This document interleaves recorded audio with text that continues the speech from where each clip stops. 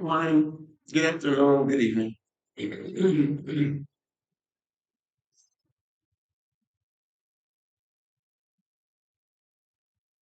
No, excuse me.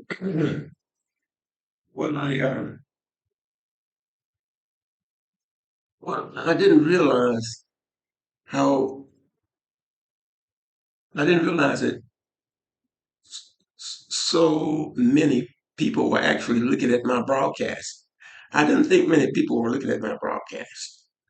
When I give a broadcast, it's basically a psychological thing where I just, I call myself dealing with the issues, dealing with my issues.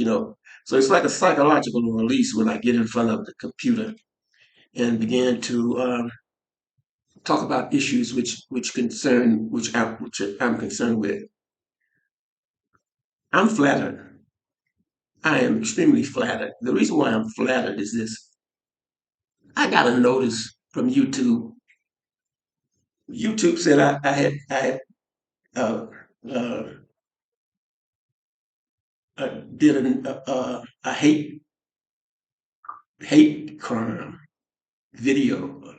In other words, basically, I guess they said that I was preaching hate, and what they did was they told me that they would not broadcast the video.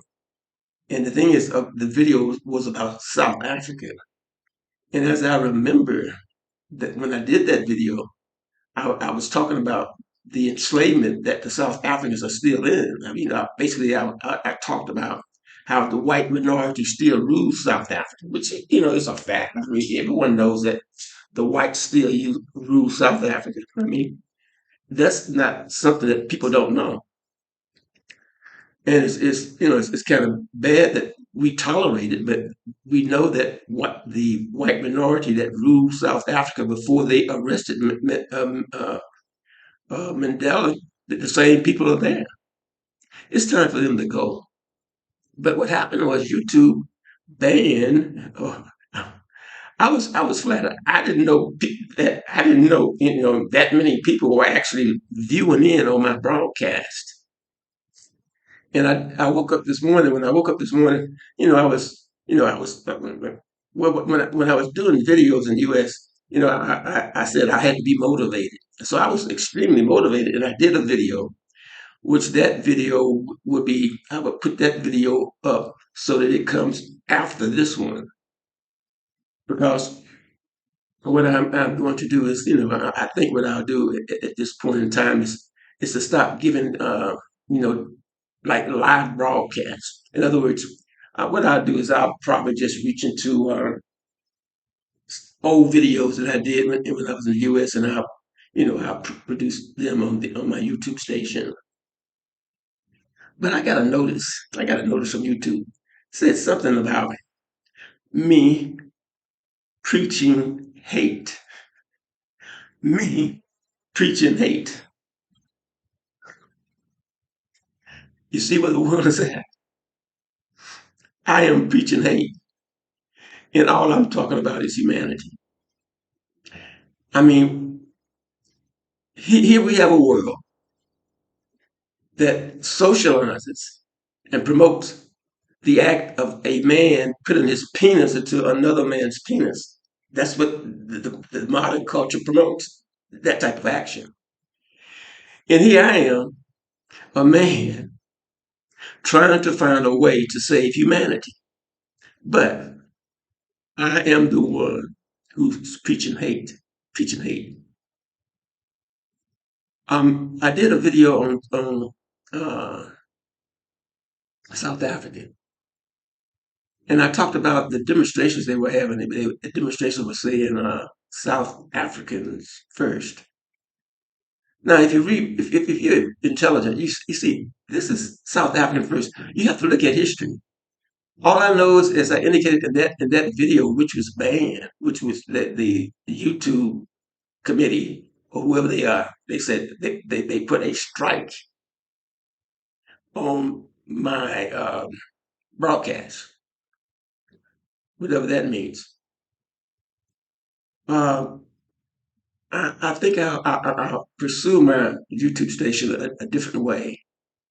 And what I'll do is make videos, and basically what I'll do is get past videos that I've done, the ones that I did when I was in the U.S., and I just, do a collage of videos. I think I'll approach it that way. I know I was extremely annoyed and excited when I got the notice from YouTube. I get a strike for preaching hate when I'm talking about preserving humanity. It's okay to talk about the good qualities of sodomy, but then you talk about the problem of saving humanity, you're preaching hate. See, that's where our world is at. Let me, I can, as I recall, the video which was considered a was I get a strike for was was a hate type of video. All I talked about was the reality of the South African in South Africa still being most of the black Africans are poor, and you got a white minority that live on like kings and queens. That's a reality. I know that in that video I was talking about the black youth in South Africa who burnt down Ethiopian and Nigerian businesses about 2 or 3 years ago. They had this big thing, and then is South Africa is really like it has this habit of calling all the they say they talk about foreigners. In other words, they don't want the other Africans on the continent to become friends with the South African. But it's okay for the white Frenchman and the white Englishman to be friends in South Africa or anywhere else in the world, or anywhere else in Africa. Why can't we be friends? Why can't a South African be a friend of a Nigerian? Why can't a South African be a friend of an Ethiopian or any other African person? We have a common destiny. The common destiny is being enslaved, defeated by the white European world. We have a common uh, we have a common ground. We are people of Africa. But I was concerned with a demonstration that the black South Africans had. It says South African first, which I can read under the lines. Basically, what it's saying is it's promoting, pushing the rest of the African community, the black African community, pushing them away from South Africa. It's time for those white people in South Africa to pack up and leave and go somewhere else. Why don't you go to the United States? There's a lot of land in the United States over there, an hour. Why don't you go there? Why don't you? When I read, I get most of my information on YouTube. I watch YouTube watch stations and read. And when I look at what white people did in Africa, it's really bad. They really treated black people bad. Maybe it was a punishment. It was a divine punishment. Maybe God brought a divine punishment for the African people. But I was reading when the British when they conquered Kenya, what they did, and it's very anyone could go to it's on YouTube. In this particular documentary, it showed how the British came, and it was just and they reported it so casual. They would come and they would kill. They would kill the African people. They would say how many Africans they killed. Oh, we killed 2,000 Africans today, and guess what else? They have it all. They have it all in document. It's all in books. The British, when they conquered Kenya, they recorded how many African people they killed and how much livestock they took from the African.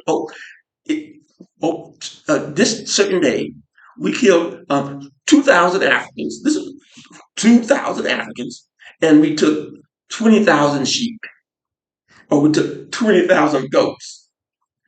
It's all written down. It was in a documentary. It just shows what the British did when they conquered Africa and took it over. They killed the people, and took the livestock, and they recorded it. They killed the people, thousands of African men, women, and children. They killed them and took the livestock. And they overtook 20,000 goats today. We took 3,000 we took 3,000 cows. They kept those documents. And that is history. Leopold, he went into the Congo. They killed 10 million African souls. And then when they conquered the Congo, they said, look, we own the Congo and you must work for us. The Belgians from Europe, we own the Congo and you must work for us. And if you don't work for us, we will cut your hands off. And they did it. Women's hands were cut off. Children's hands were cut off because these black Africans refused to work for these white Belgians. So they cut their hands off. When Lumumba, the first Congolese president of Africa, was elected, the Belgians, the white Belgians, they kidnapped the president of the Congo. They beat him up. They cut him up. They threw his remains into a barrel of acid, and all that was left was his teeth, was one tooth, one tooth. This is history. This is reality. This is not a creation. And look, even the Germans, when they were into Southwest Africa, they waged a extermination campaign against black people, African people. This is a reality. But I make a comment about what is going on in South Africa, and YouTube says that's a strike, and said that that video was a video that was preaching hate. I was preaching hate. I found that quite interesting. Where, if you have been following me, I'm trying to come up with a formula to save humanity. But yet, in the mind of the rulers of this world, I'm teaching hate. The rulers of this world are teaching immorality, but I am teaching hate. The world is turned upside down. So I have to make a readjustment. In other words, I'm thinking, what if I'm going to be doing a broadcast, and you're going to say to me, it can't be broadcasted because of the things that I see on YouTube, my goodness, the stuff that I'm talking about, my goodness. I mean, it's nothing compared to some of the things that I see on YouTube. And yet, my goodness, I didn't even know that I had such a viewership. I just thought, maybe 4 or 5 people who got nothing else to do, and they're sitting at that computer, and boom, I'll pop up. I said maybe 10 people, 20 people, maybe 30 people somewhere in the world could be on the other side of this tube while I'm talking. But I'm flattered that I get a personal message from YouTube saying, "Hey, you get a strike," or whatever that means. So what I'll do in my future broadcasts, what I'm going to do is I'm going to just pull up my old videos and just put them on my YouTube station. I do it for fun. I do it, I enjoy sitting in front of the computer talking. It's like ego tripping, and I'm sure everybody knows about ego tripping. So so I have my fun. I get in front of my computer and I can talk, talk, talk. And of course, I do have motives. I'm trying to promote my books, many books that I've written. for them to say that I'm preaching hate, what kind of world do we live in? What kind of world do we live in? These are my own, I go to my own country, USA, and I see thousands of Americans sleeping on the street, drug addicts, their arms are rotting off because they're using this drug. You got homeless shelter, these homeless people, they don't have to be that way. With the wealth of America, why can't you just put the folks in the hotels? Why can't you just put the people in the hotels, get them off the streets? Women and children and their babies. This is USA. The world power, and you tell your people that we are the world, we are the number one world power. It's like you're setting your own people up to be murdered, to be destroyed, because you feed lies to them where they are not prepared to deal with catastrophe. So I, I'm going to change my approach. And the thing is, what I'll do just for fun, because it's like I learn a lot. I learn a lot by having a YouTube station. I learn a lot about technology, and that ego thing that we all have. I have a chance to express myself, and at the same time, uh, like I say, I'm a book writer, and at the same time, it gives me a chance to promote, those things which I like, and ideas that I have.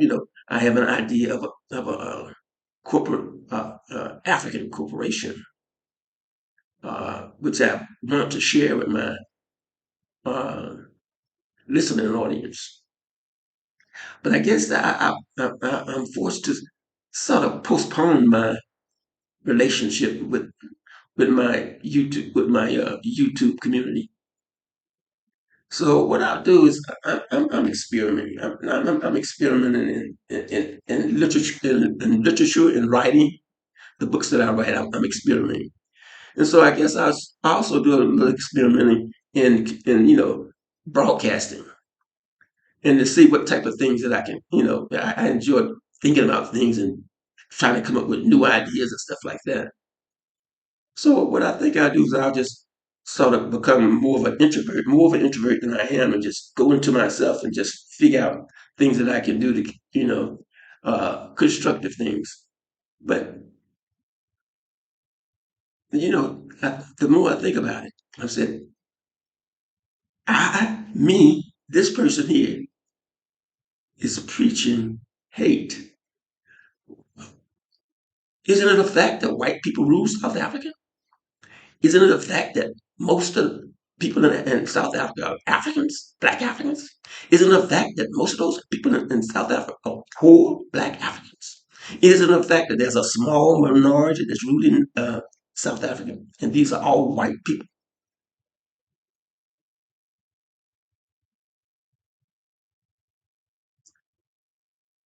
I can't hate white people. I cannot hate white people. When I was doing broadcasts in the U.S., and I was saying, how can I hate white people? When my mother was half white, I have nephews who are white people. People in my family who are in my family are white people. I have no hatred for anyone. I remember when I was growing up in Tuscaloosa, Alabama, and when my mother's half white, and it was eight of us at that time. I had eight siblings, and we would all be sitting for breakfast, and we looked like the United Nations. I had a black brother, a brown brother, I had a beige brother, I had a white sister. We all sat at the table, and these were all my siblings. If you go to Tuscaloosa, Alabama, place of my birth, and if I take you to see my cousins, and you would say, these are white people. No, these are human beings. The problem, the issue, you see, I have no issues with white people. How can I have issues? And there's another thing. I have no issues. Okay, I do not. Uh, I do not condone sodomy. I'm totally against it.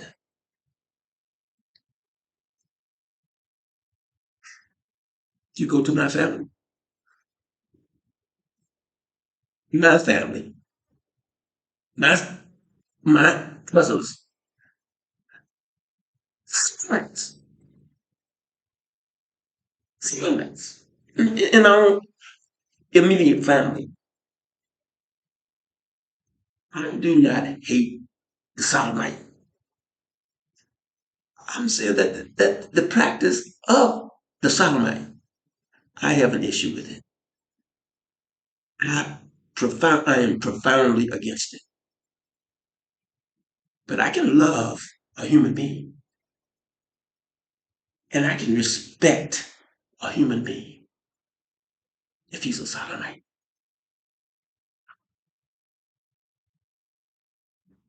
Just being what he's been is what he is.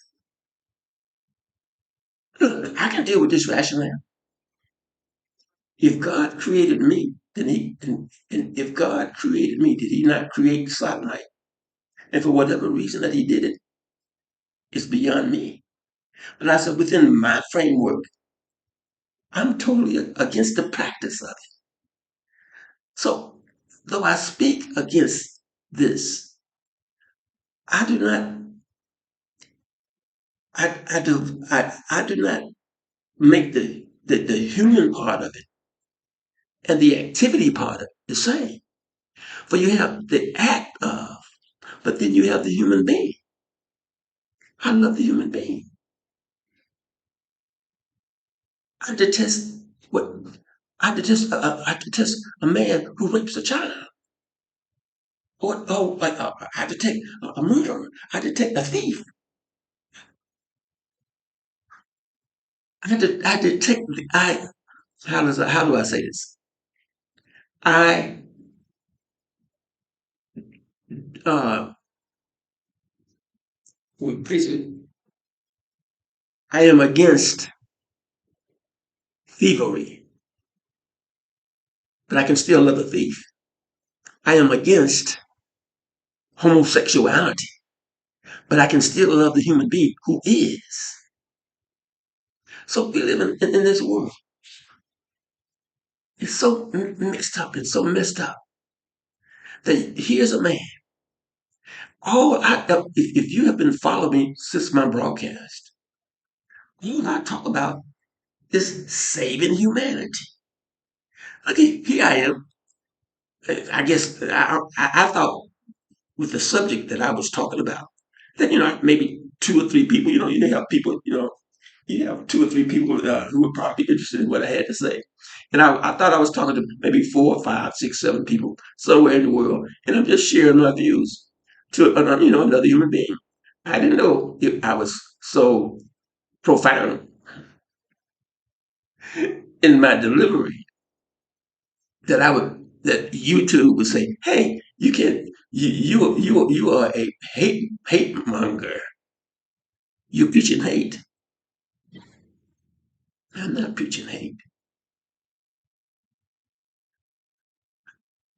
I thought I was preaching love. I thought I was preaching love. And the thing is, it's ironic. Here I am constantly going through this intellect that God gave me, and I'm constantly using it to say, how can I can do? How can I? What can I do for humanity? What can I do for me to think in terms of saving humanity? Doesn't that say something about my compassion for humanity. And yet, I am called. The stigma is I'm preaching hate. Preaching hate to whom? I remember when I did that tape with YouTube, man. I said, what did I say? What did I say? For them to say that this thing is hate. This is a hate, hate, hate crime, hate crime. So I said, well, I said something about the black youth burning down Ethiopian businesses and the black youth in South Africa burning up the Nigerian business. Oh, I said, why didn't they burn down the British and the French? See, or why did they burn down the Nigerian and the Ethiopian businesses? So what happens is you're looking on one side, you're looking at one side of the equation here. And sometimes we look at things based, and sometimes we look at things based on our own conditioning, our own prejudices. So this is Musar, Matt Mitchell Jr. signing out, and I would not tell you.